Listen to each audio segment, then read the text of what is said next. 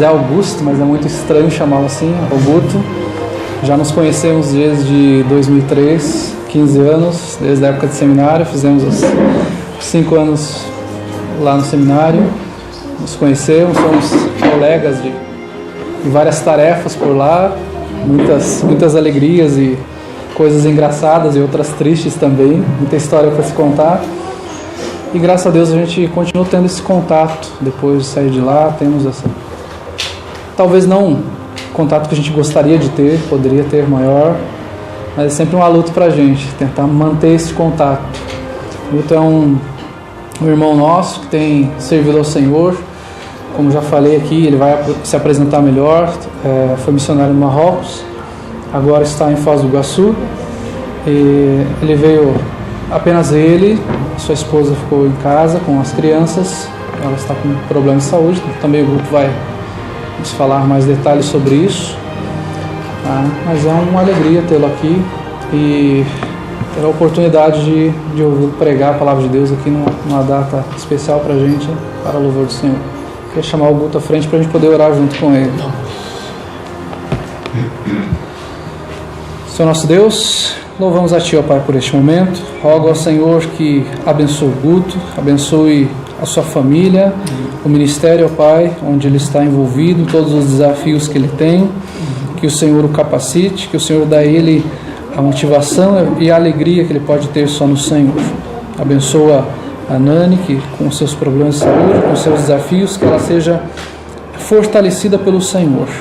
E como as crianças, ó Pai, que elas possam crescer na graça do Senhor. Abençoa, ó Pai, este momento que ele vai ter de expor a Tua palavra, que faça isso com fidelidade ao Senhor, para a glória do Teu nome. Em nome de Jesus Cristo. Amém. Amém.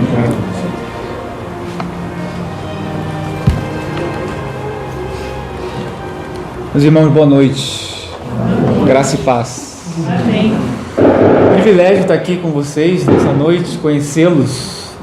Muitos de vocês já conheci na parte da manhã, outros chegaram agora à noite. Muito bom, alegria. Faz tempo que a gente está tentando marcar essa data, né? E agora me sinto privilegiado de poder participar desse momento especial na vida dessa igreja, né? 10 anos. Certamente o Senhor tem sustentado essa igreja. E de antemão queremos agradecer, em nome da minha família, o apoio dos irmãos, especialmente as orações, durante esse tempo que nós temos passado no campo, de recuperação da minha esposa, enfim, pelo apoio dos irmãos financeiro. Deus tem usado a vida dos irmãos para apoiar a nossa família e o ministério ali, especialmente no norte da África, e também com treinamento de obreiros. Então, muito obrigado, e é um privilégio poder conhecê-los de perto. O pastor Deano é um amigo de longa data, passamos muitos momentos juntos, e muito bom poder conhecer essa igreja que ele tem pastoreado aí por 10 anos, um privilégio para mim. Deixa eu apresentar para vocês a minha família que não pôde estar, mas eu trouxe uma foto aqui. Olha aí. Saiu aí? Não. Espera aí. Tá pensando? É suspeito. Vamos lá, deixa eu ver. Aí está.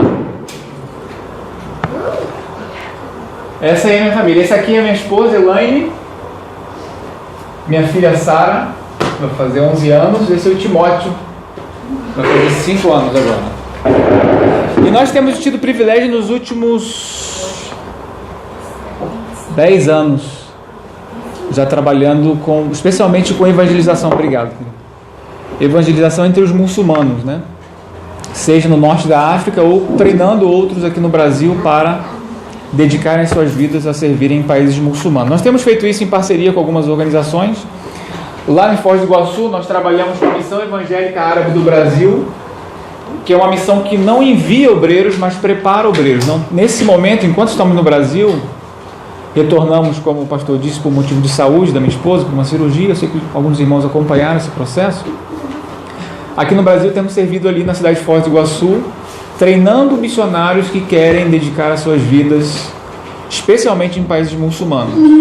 E também junto ao Seminário Bíblico Palavra da Vida, com o mesmo foco de treinar obreiros que querem servir no contexto transcultural. Então, enquanto estamos no Brasil, temos tido a oportunidade de servir junto a essas organizações. Mas, nos últimos anos, especialmente nos últimos 5 anos, temos servido nessa região, no norte da África, que é uma região composta por países árabes muçulmanos. Você tem aqui a Mauritânia, o Marrocos, a Argélia, a Tunísia, Líbia, Egito e norte do Sudão. São países árabes, de língua árabe, e todos eles quase que 100% muçulmanos. E fica na África, no norte da África. Então ali é uma região duplamente desértica, né, pelo deserto do Saara, e também por ser uma região menos, que é menos alcançada pelo Evangelho de Cristo, essa região norte da África, né? Nós especialmente estamos, como os irmãos sabem, até colocaram uma bandeira aqui em homenagem, né? No Marrocos, servindo ali no Marrocos. Alguém que conhece o Marrocos? Alguém já foi ao Marrocos aqui? Ainda não. Alguém conhece o Marrocos da novela? Aí eu já vi algumas pessoas dizendo assim, ó. Globo Repórter. Mas passou uma novela bem conhecida no Brasil chamada... Olha aí, ó. Os irmãos conhecem. E que foi gravada no Marrocos. O Marrocos ficou conhecido no Brasil. Mas o Marrocos fica localizado nessa região que nós chamamos de janela 10x40. Já ouviram falar nessa expressão, janela 10x40? Essa parte do mapa, que é considerada a região menos evangelizada do mundo, menos alcançada com o Evangelho. Então nós temos aqui o norte da África, o Oriente Médio, a Ásia, uma parte da Oceania aqui em cima, que é considerada a parte menos evangelizada, e onde as religiões predominantes são o islamismo, o budismo e o hinduísmo. Essas coisas aqui, está pequeno aqui, mas aqui são divididas por grau de perseguição. Você vê que o Marrocos aqui está em vermelho, considerado forte, tantos outros aqui também considerados regiões de forte perseguição. Então Deus tem nos dado o privilégio de servir ali durante esses anos. Para os irmãos terem uma ideia de como é a questão de missões, em fazer missões no Marrocos, só alguns dados da realidade ali, só para os irmãos terem uma ideia. Fica localizado nessa área que eu mencionei, o número de crentes ali no Marrocos, para os irmãos terem uma ideia. É uma estimativa que temos. Nós, durante esses anos, conhecemos várias partes do país, igrejas em várias regiões. Então, é uma estimativa aproximada. Os irmãos terem uma ideia, o Marrocos tem uma população hoje de 40 milhões de habitantes. Quantos crentes marroquinos os irmãos acham que existem ali? Chuta. Não. Chuta. Só não chuta a canela, chuta. 10 mil? Em 40 milhões? Eu acho que mais ou menos 40. 40 só? 40 mil? 40 mil? 40. E aí, irmãos? Quantos crentes? 300 mil? 300 mil. Para os irmãos terem uma ideia... A Ruth falou o quê? Ah, não. Numa perspectiva assim, muito otimista, conhecendo várias partes do país, existem no Marrocos no máximo 500 crentes marroquinos. Os irmãos não sei nem fazer porcentagem disso. Isso é uma estimativa bem otimista. Se você for na internet vai aparecer muito mais, mas eles contam católicos estrangeiros que vivem no país. Nós estamos falando de crentes marroquinos que vivem no Marrocos. Então uma igreja muito pequena, que não é legalizada, né? Não é reconhecida pelo governo. Na sua grande maioria a liderança é leiga, eles não têm a oportunidade de estudar a Bíblia, a teologia, são pessoas que têm seus trabalhos normais e acabam liderando grupos porque não tem outras opções de preparo de obreiros ali. E a maioria dos missionários, isso agrava o trabalho missionário ali, não conseguem ficar muito tempo por diversas razões, seja motivo de saúde, seja motivo de sustento, de perseguições, etc. Nós temos feito isso ao longo desses anos com essa missão chamada PMI, que tem servido dentro do país como uma organização não governamental. Estava até comentando com alguns irmãos pela manhã, você não pode ir para um país muçulmano como um missionário, como um pastor. Aqui no Brasil eu sou ordenado pastor na Igreja Batista, no Rio de Janeiro, mas não posso entrar com a minha carteirinha da ordem lá no Marrocos. Isso é uma loucura. Então você tem que entrar com alguma justificativa de que você está servindo no país, seja por meio da sua profissão ou com algum tipo de trabalho voluntário. Nós trabalhamos com uma organização não governamental que trabalha com ajuda humanitária, especialmente com crianças com necessidades especiais, e através desse serviço nós conseguimos nos aproximar dos marroquinos e testemunhar de maneira bem discreta e secreta do Evangelho de Cristo. Agora, quando você ouve a palavra muçulmano, o que vem na sua mente? Podem falar. O que vem na sua mente quando você ouve a palavra muçulmano? Uma religião. Uma religião, o que mais? Hã? Burca, o que mais? Terrorismo. Espada. Eu também penso mais ou menos tipo aquela parte árabe. Árabes, ó. Será que todos os muçulmanos são árabes? Aquela parte mais... Mas sim, nasceu no mundo árabe. Por isso que nós fazemos sempre essa associação. Isso, olha só. Nós geralmente, quando falamos a palavra muçulmano, o que vem na nossa mente é o que está retratado nesse pequeno vídeo aqui de 40 segundos, que ele demonstra o que está na nossa mente quando nós falamos a palavra muçulmano. Às vezes nós não verbalizamos isso, como fizemos agora, mas essa ideia está incutida na nossa mente. Olha só, isso é um vídeo de um árabe chegando num país europeu e sendo recebido na alfândega e a policial recebendo esse árabe. Preste bem atenção nesse vídeo. Ó, preste atenção, um vídeo bem curto. Esse árabe está chegando na Europa.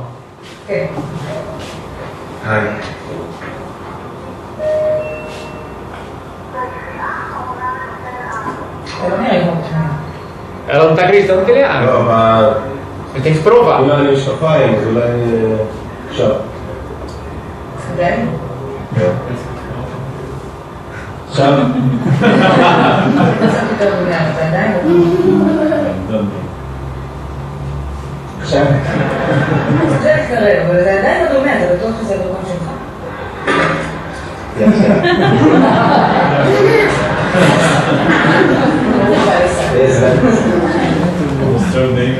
Gente, não é assim que nós pensamos sobre eles? Agora, por quê? Isso é passado. Hã? Porque eles praticam isso. A mídia só passa isso. A mídia só passa isso, né? É o que a mídia passa para nós e nós acabamos por acreditar. Será que todos eles são assim? Não. Claro que não, meus irmãos. Isso não retrata os muçulmanos. A grande maioria dos muçulmanos não é terrorista. Pelo contrário, se você for, não sei quem já teve a oportunidade de ir para país muçulmano, acho que o Mateus, você vai ver que é um povo hospitaleiro, que gosta de receber estrangeiros, que cuida bem dos estrangeiros. Agora, claro que nós não podemos negar que existe essa parte, mas é uma minoria ínfima dentro de uma massa de população muito grande que não corresponde a essa realidade retratada no vídeo, mas muitas vezes nós acreditamos nisso. Agora, isso é o que está na nossa mente quando nós pensamos sobre os muçulmanos. Agora, vocês sabem o que eles pensam sobre nós, os cristãos? Será que é coisa boa? Nós já achamos que todos eles são assim. Agora, vocês sabem o que eles pensam sobre os cristãos? Já teve experiência? Olha só, a tela não está aqui na frente, o que está lá não está aqui. Peraí, voltou. Olha só, os irmãos terem uma ideia do que eles pensam sobre nós. Não se escandalizem, mas é isso mesmo, olha só. A visão islâmica sobre o cristianismo e o ocidente. Olha aí, ó. Saiu aí? Meus irmãos. Esse aqui é um rapper americano chamado 50 Cent. E ele carrega muitas vezes uma cruz no peito. E aí o muçulmano vê esse cara lá no clipe e fala: olha o cristão, uma cruz no peito. Ele vê o Neymar, que muitas vezes jogou no Barcelona. No final dos campeonatos ele coloca essa faixa aqui, ó. 100% Jesus. Poderia ser com S, né? Poderia ser com S na vida dele, né? 100%, né? Por quê? Porque nós sabemos que esse rapaz de crente não tem nada. Ele é um rapaz promíscuo e que faz questão de demonstrar sua promiscuidade. Isso não é um julgamento, tá, irmãos? Isso é uma constatação. Porque ele faz questão de demonstrar isso. Mas ele no final do campeonato coloca essa faixa. E finge que falta. E aí o muçulmano, olha lá o cristão. Faz a orgia na casa dele. Mostra para todo mundo. Mas no final do campeonato, o que ele coloca? 100% de Jesus. Essa é a visão que os muçulmanos têm do cristão. Ele tem uma vida dupla. Nós sabemos, meus irmãos, que o verdadeiro cristianismo não corresponde a essas duas figuras. Essas pessoas não foram transformadas pelo Evangelho. Podem ser, por que não? Deus pode alcançar. Mas ainda não foram alcançados, isso não corresponde ao cristianismo verdadeiro. Então cabe ao missionário, ao verdadeiro crente, demonstrar que o cristianismo bíblico não é isso. Nós temos esse desafio, porque existem, irmãos, visões sobre o islamismo. A visão deles mesmos sobre o Islã, a visão secular sobre o Islã, que é retratada naquele pequeno vídeo que foi passado, ou seja, todos eles são iguais. Não é. Agora, qual deve ser a nossa visão sobre o Islã? Um texto que tem nos encorajado a servir ao Senhor entre os muçulmanos é esse aqui. Não é o texto que nós vamos refletir nessa noite, mas é um texto que tem nos encorajado a dedicar nossas vidas a esse povo, a levar o Evangelho a esse povo. Olha só o que diz o texto. Marcos, capítulo 6, versículo 34. Diz que quando Jesus saiu do barco, ele viu o quê? Uma grande... E o que ele teve? Por quê? Porque eram como ovelhas sem pastor. O Senhor tem nos desafiado a olhar para esse povo. Essa é uma foto lá no Marrocos. A olhar para esse povo desta maneira, como ovelhas que não têm pastor. E a primeira atitude de Jesus ao se deparar com essa realidade, ao se deparar com essa necessidade de ovelhas sem pastor, qual foi? Então começou a primeira coisa que Jesus fez não foi amenizar o sofrimento físico momentâneo deles. Não foi. Olha o que diz o texto. Então começou a ensinar-lhes muitas coisas. Esse tem sido o nosso desafio, de levar o Evangelho, não que nós não possamos contribuir para que o sofrimento físico dele seja amenizado, mas essa não é a nossa prioridade no campo. É pregar o Evangelho de maneira verbal, ensinar as coisas do reino de Deus, como Jesus fez quando se deparou com essa realidade. Hoje há cerca de 1 bilhão e 300 milhões de muçulmanos no mundo. E para os irmãos terem uma ideia da necessidade que ainda temos de obreiros nesses lugares. A média de missionários para a população muçulmana é essa aí. Nós temos hoje de 2 a 3 missionários para cada 1 milhão de muçulmanos. 2 ou 3 missionários para cada 1 milhão de muçulmanos. Essa é a média que temos. Olha a necessidade que ainda temos. E esse certamente é um grande desafio para nós como igreja. E às vezes quando nós olhamos para números, nós podemos pensar, será que não é um esforço muito grande da nossa parte de tentar alcançar esse número de pessoas tão imenso, de preparar obreiros, de enviar obreiros, de sustentar obreiros? Será que não é um esforço em vão da nossa parte de tentar alcançar o número de pessoas? Nós não conseguimos contar. O texto que nós vamos meditar nessa noite vai nos ajudar a entender que não, nosso esforço ele não é vão. Por isso que eu quero pedir para os irmãos abrirem nesse texto da Escritura Sagrada, da carta do apóstolo Paulo aos Romanos, capítulo 15, a partir do versículo 18. Romanos, capítulo 15, a partir do verso 18, nós vamos compreender, à medida que vamos lendo a palavra de Deus, que o nosso esforço ele não é em vão, mesmo que esse desafio seja muito grande para nós como igreja. Romanos capítulo 15, a partir do versículo 18, diz assim a palavra de Deus: não me atrevo a falar de nada, exceto daquilo que Cristo realizou por meu intermédio, em palavra e em ação, a fim de levar os gentios a obedecerem a Deus, pelo poder de sinais e maravilhas, e por meio do poder do Espírito Santo de Deus. Assim, desde Jerusalém e arredores até o Ilírico, proclamei plenamente o Evangelho de Cristo. Versículo 20: esforçando-me deste modo, por pregar o Evangelho onde Cristo não foi anunciado, de forma que não estivesse edificando sobre fundamento ou alicerce alheio de outro, mas antes, versículo 21, como está escrito: hão de vê-lo aqueles que não tinham ouvido falar dele, e o entenderão aqueles que não haviam escutado. Amém, irmãos? Vamos orar mais uma vez. Pai, obrigado por tua graça sobre nós, por estarmos aqui reunidos em teu nome, pelo Senhor permitir que essa igreja, que esse grupo de irmãos estejam aqui, Deus, há 10 anos, ó Pai. É graça do Senhor. É o teu cuidado sobre a vida dessa igreja. Pedimos, ó Pai, que neste momento, reunidos aqui, possamos ter nossas mentes e corações cativos a Ti, a Tua palavra, para que sejamos encorajados, edificados, fortalecidos, desafiados, ó Deus, como igreja, a sermos uma igreja cada vez mais que glorifique o Senhor, ó Deus, e que se esforce, ó Pai, para ver o Teu nome proclamado, reconhecido para aqueles que ainda não ouviram o Teu nome, ó Pai. Pai, usa a Tua palavra, ó Deus, nesse instante, ó Deus, para falar ao Teu povo, para que sejamos encorajados por Ti, ó Deus, e que sejamos não apenas ouvintes, mas praticantes da Tua palavra.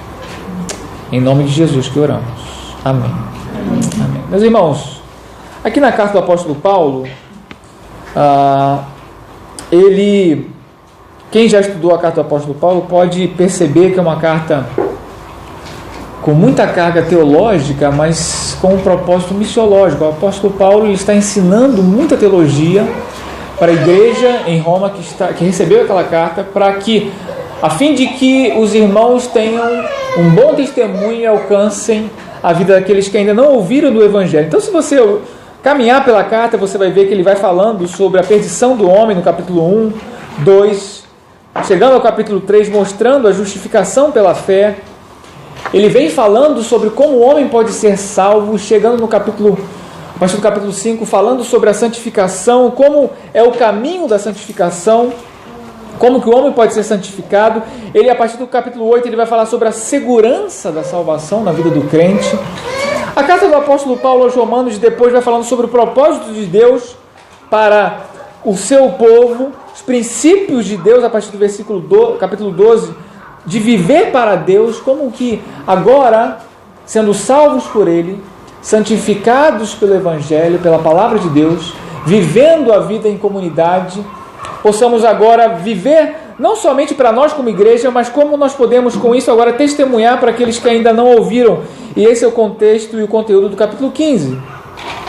Como podemos chegar àqueles que ainda não ouviram do Evangelho? O apóstolo Paulo vem agora enfatizar como que nós podemos realizar a obra missionária, dizendo o seguinte: olha, nós como igreja, a igreja de Roma e a igreja de Cristo ao redor do mundo, ela tem como finalidade, qual é o propósito da igreja? Glorificar a Deus acima de todas as coisas. Ele vai dizer isso no capítulo 11, no versículo 36, que é um versículo muito conhecido, quando ele diz, vocês lembram? Porque dele, por meio dele e para ele são todas as coisas. A ele seja a glória para sempre. Amém. Esse é o propósito da igreja. Esta é a finalidade da igreja. Glorificar a Deus acima de todas as coisas. Nosso propósito, meus irmãos, não é alcançar as almas perdidas como prioridade. Prioridade no propósito é glorificar a Deus e fazer o seu nome conhecido, mas acima de tudo glorificar a Deus. É um tripé, né? O propósito é glorificar a Deus, depois proclamar a sua palavra e edificar os santos. Mas o apóstolo Paulo vai falar que além de glorificar a Deus e fazer o seu nome conhecido, além dessa finalidade que a igreja ela foi instalada por Jesus, ele vai dizer qual é a finalidade, aliás, qual é a prioridade da igreja no que diz respeito a levar o Evangelho. Ele vai dizer que a prioridade da igreja ao levar o Evangelho é levar aqueles que nunca ouviram o Evangelho. Não que nós não devamos evangelizar aqueles que estão próximos de nós, aqueles que já ouviram do Evangelho. Nós temos que fazer isso, meus irmãos. Mas ele vai falar de um esforço maior, de um esforço ainda maior de levar o Evangelho para aqueles que ainda não tiveram a oportunidade de ouvir a mensagem do Evangelho. Então ele vai falar sobre essa prioridade. E para isso é necessário um esforço da nossa parte como igreja, para nós enxergarmos missões dessa maneira. É por isso que, se fôssemos resumir essa reflexão nossa, eu pensei numa frase de um missionário chamado Oswald Smith, que ele dizia o seguinte: olha, missões, vamos ler juntos, vamos lá? Missões se fazem os pés, com os joelhos e com as mãos e, sobretudo, graça e o poder de Deus. Nós vamos entender, através desse texto, que essa frase é muito real. E como que nós, como igreja, podemos nos esforçar para levar o Evangelho àqueles que não ouviram? Aqui no capítulo 15, o apóstolo Paulo tem como foco apresentar o seu plano missionário. Ele disse: olha, nós fomos salvos dessa perdição, alcançados pelo poder do Evangelho, santificados por ele, agora vivendo uma vida santa. Qual é o reflexo disso, meus irmãos? Testemunhar. E agora ele quer apresentar o seu plano missionário para esses irmãos que receberam essa carta. Ele tem um objetivo: chegar onde Cristo não foi anunciado. Chegar num lugar, naquela ocasião, onde o Evangelho não tinha sido anunciado. Ele vai começar dizendo o seguinte, meus irmãos, olhe para o texto. O apóstolo Paulo, ele começa, vamos começar no versículo 20. Vamos trabalhar mais no versículo 20, quando ele diz: esforçando-me deste modo por pregar o Evangelho, onde? Onde Cristo não foi anunciado. Por quê? Para quê? Para não edificar sobre... Os olhos do apóstolo Paulo aqui agora estavam sobre aqueles que não tinham tido a oportunidade de conhecerem ou receberem o Evangelho. Nós sabemos, ao lermos as cartas, principalmente o livro de Atos, que ele havia pregado por muitos anos ali na bacia do Mediterrâneo, e agora os seus olhos estão voltados para chegar numa região que até então era a região menos alcançada, que era a Espanha. Não sei se os irmãos já ouviram falar disso. No mundo da época, a Espanha era um lugar mais distante, que não havia sido alcançado pelo poder, pela palavra de Deus. E o apóstolo Paulo quer chegar a esse lugar, a Espanha. E ele está encorajando a igreja de Roma para enviá-lo para esse lugar. E é interessante notar que o apóstolo Paulo começa desse jeito, falando: esforçando-me deste modo. E eu quero destacar para os irmãos algumas atitudes que o apóstolo Paulo quer mostrar para a igreja, algo muito simples, o que nós precisamos fazer como igreja para avançar nessa tarefa inacabada, de levar o Evangelho para aqueles que ainda nunca ouviram. É lógico, nós não vamos esgotar os assuntos sobre levar o Evangelho para aqueles que não ouviram, mas nesse texto, alguns princípios bem relevantes, quando o apóstolo Paulo começa: esforçando-me. Paulo sabia que para chegar à Espanha, meus irmãos, exigiria dele um esforço muito grande. Hoje, ainda é um esforço muito grande, mas se você pegar um avião, você vai demorar em torno de 9, 10 horas para chegar à Espanha. Agora imagina a época do apóstolo Paulo. Dentro de um barco, meus irmãos, não eram 3 dias, não eram 3 semanas, eram muitas vezes meses para chegar àquele lugar. E o apóstolo Paulo está falando: olha, não vai ser natural, exige de nós esforço para chegar onde Cristo não foi anunciado. A mesma palavra que o apóstolo Paulo usa aqui, de esforço, é a palavra que ele usa, por exemplo, em 1 Coríntios capítulo 15, versículo 58. Lembra desse texto? Ele diz assim: olha, meus irmãos, não se cansem de se esforçarem. Lembra desse texto? Porque no Senhor o nosso trabalho não é em vão. Nunca será em vão. É desse tipo de esforço que ele está falando. Nunca. É a mesma ideia aqui. E pensando no que o apóstolo Paulo está falando para os irmãos que receberam aquela carta em Roma: olha, vocês devem se esforçar para que o Evangelho chegue a esses que nunca ouviram.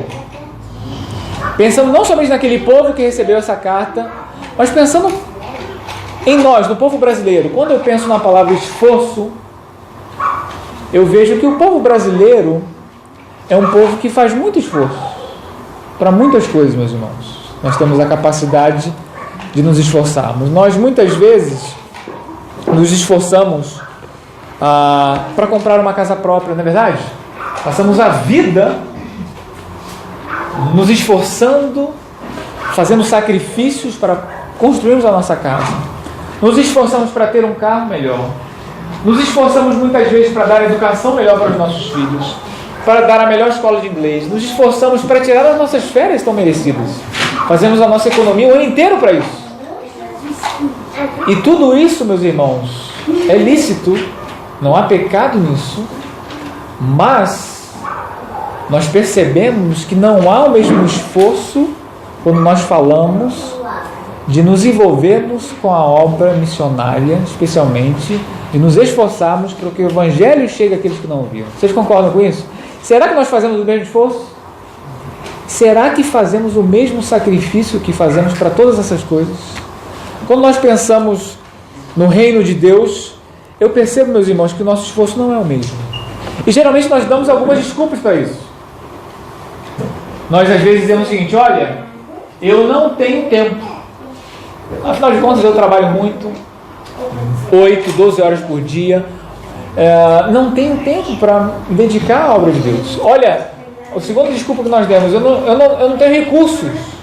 Tenho tantas contas, tantas responsabilidades. Não tem como eu me envolver com isso através dos meus recursos.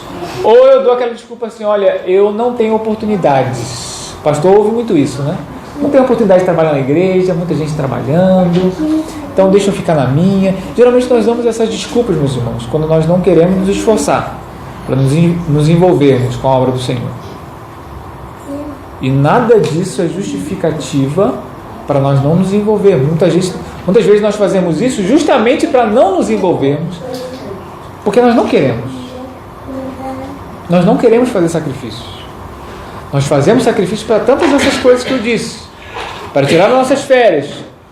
E agora, quando nós falamos de servir na igreja local, de nos esforçarmos para que muitas pessoas ouçam o Evangelho em lugares que não foram alcançados, nós parece que criamos resistências, e tudo que é voltado para o esforço de levar o Evangelho para aqueles que não ouviram, nós bloqueamos. E a pergunta que eu faço é: quando foi a última vez que você fez um esforço para que o Evangelho chegasse àqueles que não ouviram? De maneira pessoal aqui, não somente como igreja. Que tipo de esforço eu tenho feito? É isso que o apóstolo Paulo está dizendo. Olha, nós temos que nos esforçar. Sem esforço é impossível levarmos o Evangelho àqueles que não ouviram. Vai exigir de nós como igreja e como indivíduos, como crentes, muitas vezes esforço e sacrifício da nossa parte. É isso que o apóstolo Paulo está falando. Então é impossível falarmos em avançar nessa tarefa inacabada sem pensarmos em esforço. Meus irmãos, os missionários que vão para esses lugares, meus irmãos, não somente se esforçam muito, mas renunciam várias coisas que muitos de nós nem fazemos ideia do que é. Renunciar a família, igreja, amigos, trabalho bem remunerado, a cultura, o idioma, os hábitos que eles estão acostumados desde a infância. Para quê? Para levar o Evangelho àqueles que não ouviram. Eu poderia citar vários exemplos que eu conheço ao redor do mundo, mas eu conheço muitos obreiros que estão em lugares extremamente inóspitos, onde que a gente não faz a menor ideia do que eles fazem de esforço para estarem ali. Para quê? Para que o Evangelho chegue para aqueles que não ouviram. Então nós precisamos nos esforçar para isso. Às vezes apertar o nosso orçamento. Às vezes ter uma vida menos glamourosa, com coisas que muitas vezes são supérfluas. Para quê? Para que o Evangelho chegue na vida daqueles que ainda não ouviram. Quando eu olho para a vida do apóstolo Paulo aqui, eu olho para um homem que estava disposto a se esforçar. Que estava disposto a se esforçar, a se sacrificar para que o Evangelho chegasse a esses povos menos alcançados. Ele diz, por exemplo, em 1 Coríntios capítulo 9, tudo faço por causa do Evangelho. Ele chega a dizer em Romanos capítulo 1, eu sou um devedor daqueles que não ouviram a mensagem do Evangelho. Ele chega a dizer em 1 Coríntios capítulo 9, olha, ai de mim se não pregar o Evangelho. Ele vai dizer em Atos capítulo 20, versículo 24, em nada considero a minha vida preciosa. Nada considero a minha vida preciosa. Contanto que o Evangelho chegue àquelas pessoas que ainda não tiveram a oportunidade de pregar, de ouvir o Evangelho. Então, meus irmãos, quando nós olhamos para esses homens e olhamos para a nossa geração, meus irmãos, há uma discrepância muito grande. Nós vivemos uma geração que é considerada pelos teólogos, missiólogos, pessoas que olham para a história da igreja e olham para a nossa geração, eles afirmam, meus irmãos, categoricamente, que nós vivemos dentro de uma geração que é considerada a geração mais medíocre da história da igreja. Nós, eu e você. Porque enquanto muitos de nós estamos preocupados, meus irmãos, a passarmos horas dos nossos dias num celular, homens e mulheres ao longo da história, e hoje ainda, muitos deles, meus irmãos, serviram como tochas para iluminar teatros. Hoje vivem em esses lugares extremamente difíceis, onde eles têm que viver privações para quê? Para que o Evangelho chegue na vida daqueles que não ouviram. Agora, quando nós falamos de povos não alcançados, o que é um povo não alcançado, meus irmãos? Nós estamos falando aqui do esforço que o Evangelho, que o apóstolo Paulo está encorajando os irmãos, de um esforço para chegarmos onde Cristo não foi anunciado, que é o que nós consideramos hoje de povos não alcançados. Agora, o que é um povo não alcançado? Saberiam dizer?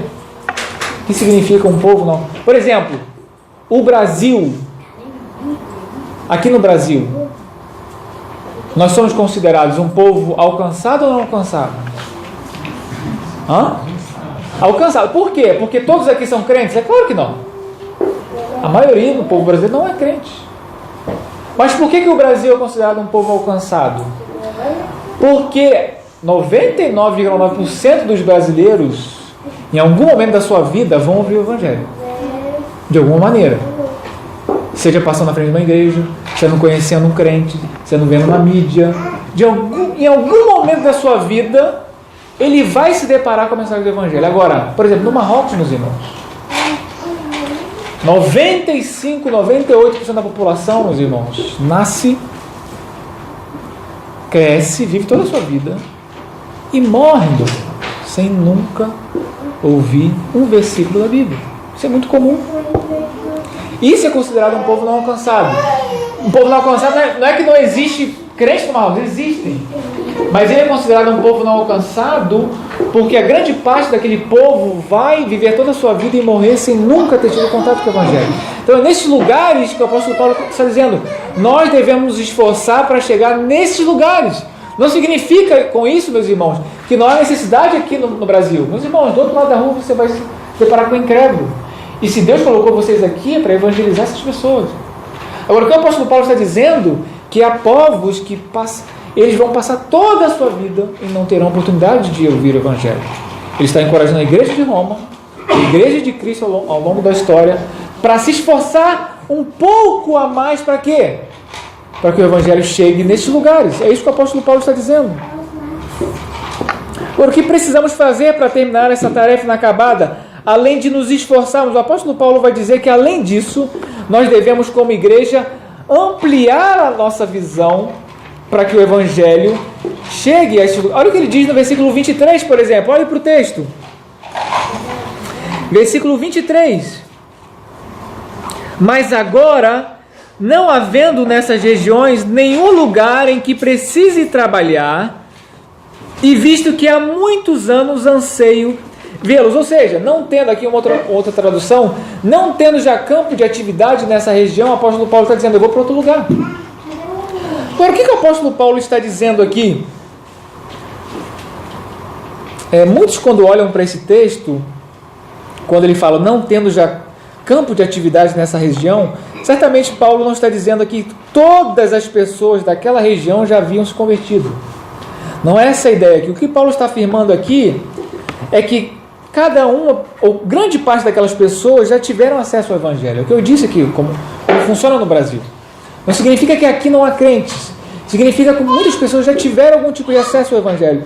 Mas o apóstolo Paulo está dizendo, enquanto existe ainda, naquela ocasião, a Espanha, que nunca ouviu falar da pessoa de Cristo. Por isso que ele diz, olha o que ele diz, por exemplo, no versículo 25, mas agora estou de partida para Jerusalém, a serviço de quem?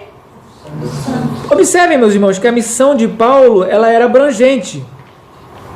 Ele pregou em toda aquela região, não havia ainda ido à Espanha, diz o texto, porém, sem se esquecer dos santos, mas também sem se esquecer daqueles povos não alcançados, sem perder de vista aqueles que nunca ouviram o Evangelho.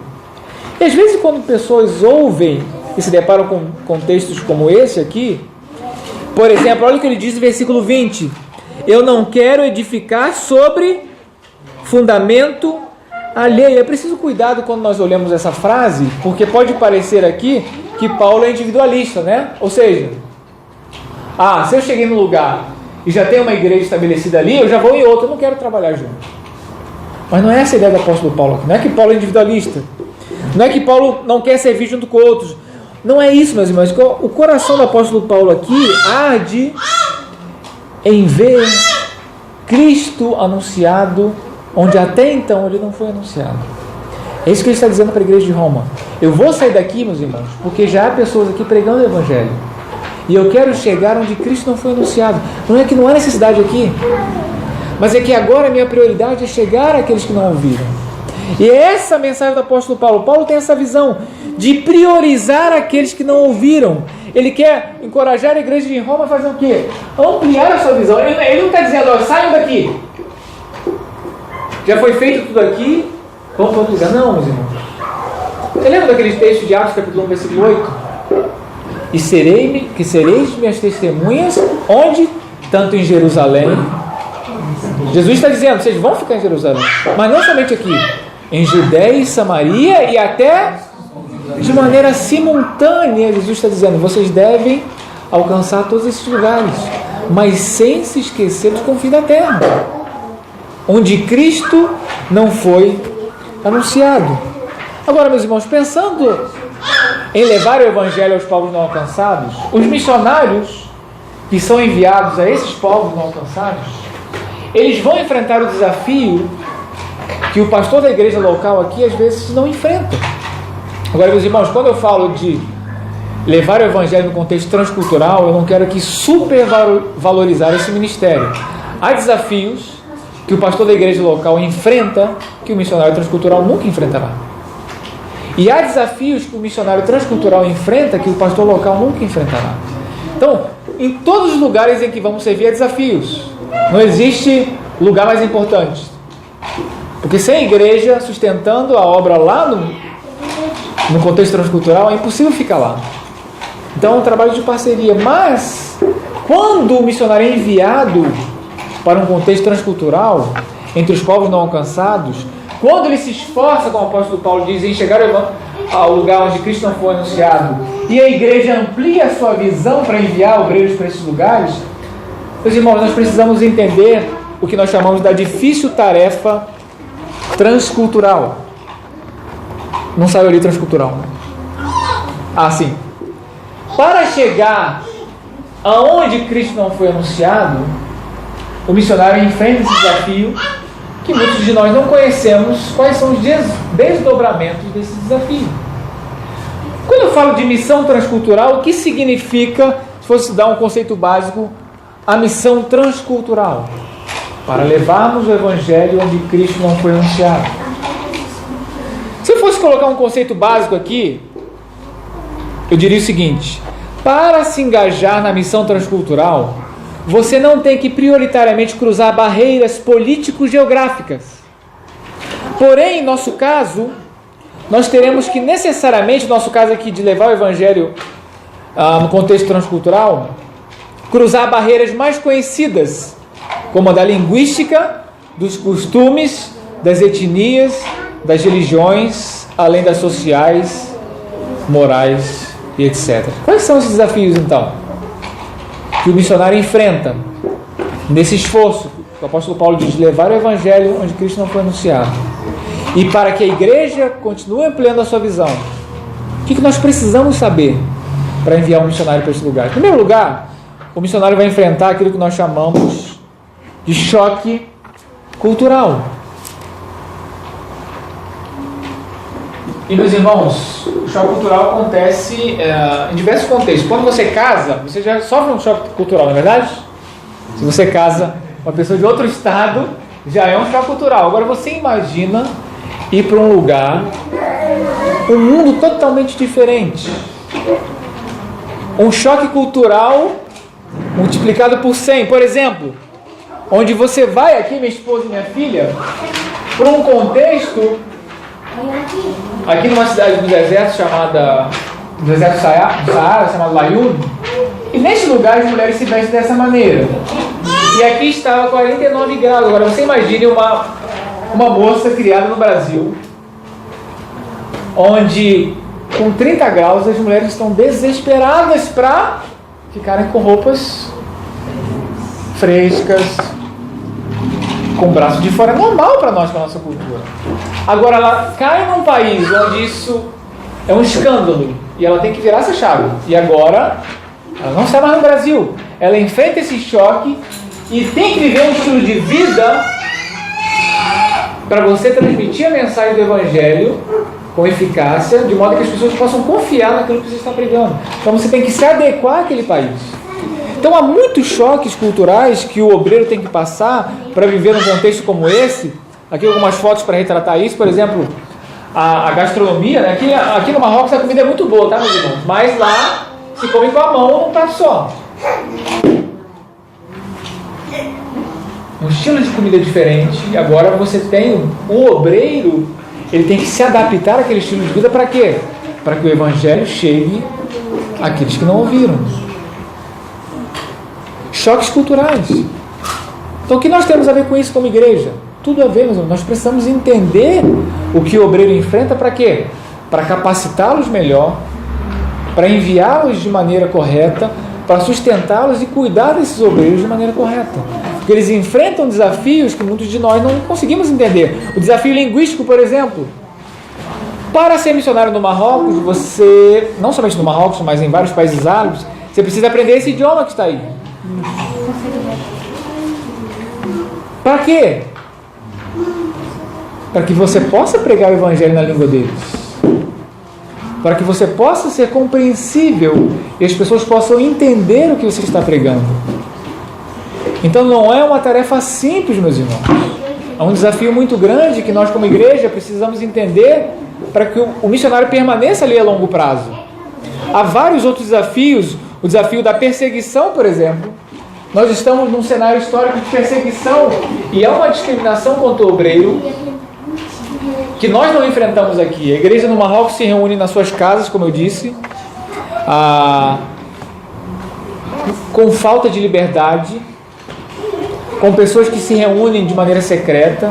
O evangelismo nesses países, meus irmãos, é uma coisa individual, não é uma coisa que nós fazemos em grupo.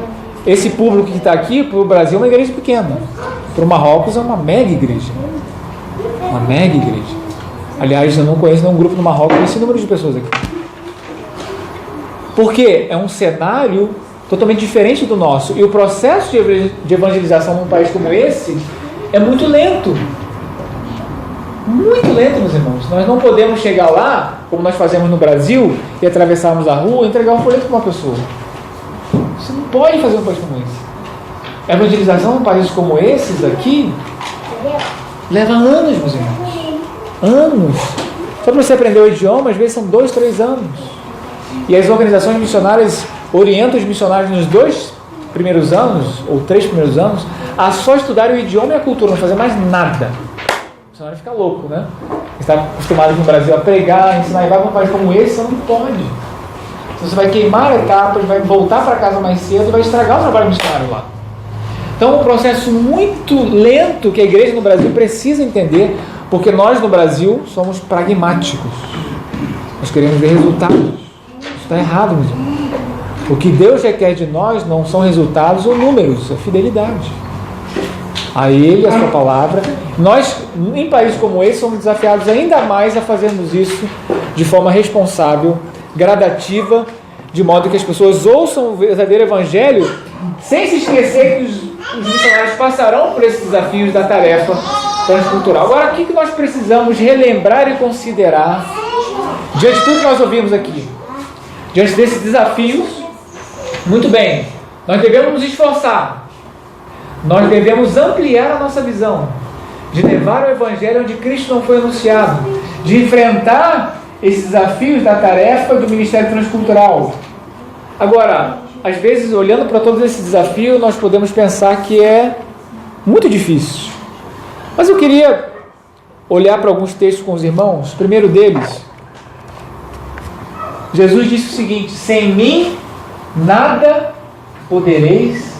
Às vezes nós confiamos, meus irmãos, como igreja de Cristo, achando que os nossos métodos, estratégias, estrutura que temos como igreja no Brasil vai resolver esse problema. Vai chegar de maneira fácil a esses povos. Esses povos vão ouvir o evangelho tranquilamente. Não são os nossos métodos, meus irmãos. Não são as estratégias, não são os nossos recursos. Nós temos muitos recursos no Brasil. Muitas vezes não são investidos nesse lugar, mas nós temos. O fato é que às vezes nós dependemos do nosso braço e achamos que as nossas estratégias resolverão esse problema. Mas não, meus irmãos. Jesus disse: sem mim nada podeis fazer. E o texto de Atos capítulo 16 vai dizer o seguinte, que o Senhor abriu o coração aqui de Lídia para entender as coisas que Paulo dizia. O que significa isso, meus irmãos? O que significa isso? Que às vezes, quando nós pensamos no muçulmano, aquele muçulmano duro de coração, aquele muçulmano radical, às vezes pensamos, mas esse aí nunca vai ser alcançado. Há pessoas que dizem isso, meus irmãos, dentro das igrejas. Levar o evangelho para os muçulmanos, que doideira é essa? Os caras loucos estão com a mente fechada, com o coração fechado. Meus irmãos, Deus é capaz de alcançar e abrir qualquer coração. Quem era o apóstolo Paulo? Vocês lembram? Ele era um terrorista. O apóstolo Paulo era um terrorista. O que aconteceu com o apóstolo? O que Deus fez com ele? Alcançou ele. E foi ele que disse isso. Olha, o Senhor abriu o coração de Lídia. Foi ele não, no caso aqui de Lucas, mas ele estava ali para pregar o evangelho. Lucas relatando isso, dizendo, olha, Paulo estava pregando, mas quem que abriu o coração de Lídia? Foi o Senhor. O que significa isso, meus irmãos? Nós vamos pregar, mas nós não temos essa habilidade de abrir o coração. Mas nós temos a responsabilidade de levar o evangelho onde Cristo não foi anunciado. Isso deve gerar em nós esforço, muitas vezes sacrifício da nossa parte, para enviar os obreiros, para sustentar os obreiros. Vai requerer de nós ampliar a nossa visão como igreja. Olha, não basta ficarmos aqui. Precisamos nos esforçar para que o evangelho chegue àqueles que não ouviram, mas sem se esquecer, relembrando e considerando que sem Ele nada podemos fazer, não depende dos nossos métodos, e que Ele é capaz de abrir qualquer coração. Isso nos encoraja, meus irmãos, a irmos para esses países.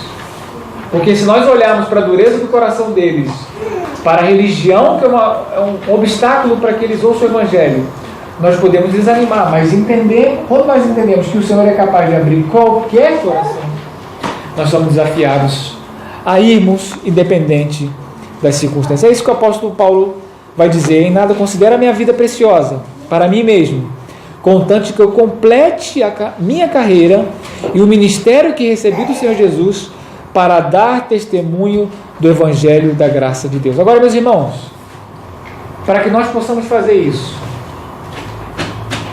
e mudar essa visão, por exemplo, que os muçulmanos têm de um cristão, como eu disse lá no início.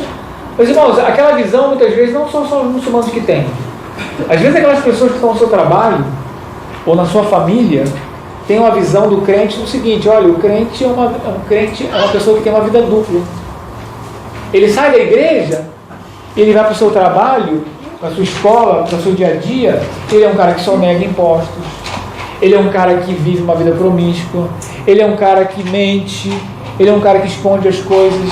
E meus irmãos, é por isso que quando eu quero encorajar a igreja a dar um bom testemunho, não somente levar o evangelho lá, ou ampliar a visão que nós deveríamos ter de levar o evangelho para aqueles que não ouviram, nós como igreja, o que temos feito? Será que temos dado um bom testemunho? Aqui onde estamos inseridos? Vocês aqui em Ponta Grossa? Olha o que dizia Jonathan Edwards. Ele dizia o seguinte: tudo o que dizemos será inútil se não for confirmado pelo que fazemos. Será que o que pregamos se harmoniza com aquilo que vivemos? Porque não adianta nada nós nos esforçarmos, nós fazemos sacrifício para levar o evangelho àqueles que não ouviram, ampliarmos a nossa visão como igreja, enviarmos missionários, tentarmos missionários, se nós aqui onde estamos inseridos, meus irmãos, não estamos vivendo aquilo que pregamos. Esse desafio que eu quero deixar para os irmãos. Será que a minha vida no dia a dia condiz com o meu credo, com aquilo que eu professo? Então isso é algo que nós devemos refletir. Nós não devemos apenas nos preocupar em levar o evangelho para aqueles que não ouviram. Mas onde estamos? Será que estamos vivendo de fato esse evangelho? Algumas maneiras de atender o desafio de alcançar os muçulmanos. Entender, meus irmãos, em primeiro lugar, que a nossa luta não é contra os muçulmanos. Há pessoas no Brasil que creem nisso. Nossa luta não é contra eles, meus irmãos. É muito maior. Nossa luta não é contra os muçulmanos. Se os muçulmanos estão chegando no Brasil, algumas pessoas falam, estão invadindo o Brasil, chegando em navios, o que nós vamos fazer? Meus irmãos, nós devemos enxergar isso como uma oportunidade. Se nós como igreja não estamos enviando missionários para o mundo muçulmano, o que Deus está fazendo? Trazendo os muçulmanos até nós. Para quê? Para pregarmos. Nossa luta não é contra eles. E reconhecer a necessidade, meus irmãos. Esse texto que está aí na tela é um texto muito atual. Vocês lembram dos dados que eu dei ali? 2 ou 3 missionários para cada. Olha que texto atual. Jesus disse para os seus discípulos: a seara na verdade é grande, mas os trabalhadores são poucos. Será que nós temos orado para que Deus levante no meio de nós trabalhadores para a sua seara? Para que Ele levante no meio de nós, os nossos filhos, levante trabalhadores no meio de nós. Nós temos orado por isso. Às vezes nós vemos o filho de fulano de tal, Deus levantando, nós falamos: olha que bênção, olha, você viu, pastor? O filho de fulano indo para o campo missionário, mas que bênção, né? Vamos apoiar, vamos ofertar. Mas se é o próprio filho, meus irmãos, será que a alegria é a mesma? Os filhos são nossos? Os filhos não são nossos. Os filhos não são nossos. E se algum dia Deus levantar os nossos filhos para isso, nós devemos encarar isso como um grande privilégio, sem deixar de reconhecer essa necessidade, que os trabalhadores são poucos. Então, meus irmãos, para concluir a nossa reflexão, vamos ler junto de novo essa frase? Missões se fazem com os pés dos que vão, com os joelhos dos que ficam e com as mãos dos que contribuem. E sobretudo com a graça e o poder de Deus. Sobretudo com a graça e com o poder de Deus. São os desafios que nós temos, meus irmãos. Como igreja, como crente individualmente, será que eu tenho me esforçado para que o Evangelho chegue àqueles que não ouviram? Será que eu tenho ampliado a minha visão para isso? Será que eu tenho considerado isso na minha vida? Como eu posso viver uma vida que agrade a Deus e de alguma maneira contribuir para que o Evangelho chegue para aqueles que não ouviram? Deus tem dado essa graça para nós, tem nos dado parceiros como esta igreja, nós somos muito gratos a Deus. Vamos ter uma palavra de oração, pedindo a Deus graça, enquanto o pastor depois conclui esse tempo aqui. Se eu conseguir, a gente abrir o vídeo e a gente coloca. Mas depois, se alguns irmãos tiverem alguma questão, alguma dúvida, eu estou aí para poder conversar com os irmãos. Vamos orar, pedir a Deus graça para que Deus continue abençoando essa igreja, continue dando a ela o privilégio, a essa igreja, de levar o Evangelho àqueles que não ouviram. Pai, muito obrigado, Pai, por Tua graça sobre nós, sobre a vida dessa igreja, porque o Senhor tem ajudado essa igreja até aqui, Pai, a viver para Ti, para a Tua glória, com o propósito de glorificar o Teu nome, de proclamar o Teu Evangelho aqui nessa cidade, ó Pai. Continue, Deus, usando a vida desses irmãos, que essa igreja continue perseverando nesse propósito de mais um ano, ó Pai, ter a oportunidade de viver para Ti, de testemunhar da Tua graça, ó Pai, que possamos, como igreja, como crentes, nos esforçar, ó Pai, nos sacrificar muitas vezes, ó Deus, para que Teu Evangelho chegue a pessoas, ó Pai, no Brasil, no mundo, que não tiveram oportunidade, Deus, de ouvir a Tua palavra, de ouvir o Teu Evangelho, que o Senhor continue usando homens e mulheres. Muitas vezes nós não temos a oportunidade de sairmos daqui, mas outros o Senhor tem enviado. Que a Tua igreja continue tendo esse privilégio de participar desse processo ao longo desses anos, ó Pai. Que nós possamos encarar isso realmente como um grande privilégio, Deus, não como algo pesado para nós como igreja, como crentes, mas que possamos, ó Pai, encarar esse desafio, essa responsabilidade, acima de tudo, como um grande privilégio. Deus, abençoa essa igreja, abençoa esses irmãos que aqui se reúnem, ó Pai, que eles continuem perseverando independente das circunstâncias, ó Pai, que eles continuem perseverando a viverem uma vida santa, Deus, perseverando a viverem para Te agradar, ó Deus, e que essa vida santa que Te agrada possa servir, ó Deus, de testemunho vivo nesta comunidade aqui, para que o Teu Evangelho seja apresentado e que muitos ainda possam ouvir o Evangelho, ó Pai. A nossa oração, ó Deus, nossa petição, ó Pai, muito gratos por esses 10 anos, por Tua graça sobre a vida desse grupo, ó Pai. Em nome de Jesus aqui oramos, agradecidos por tudo. Amém. Amém. Pastor.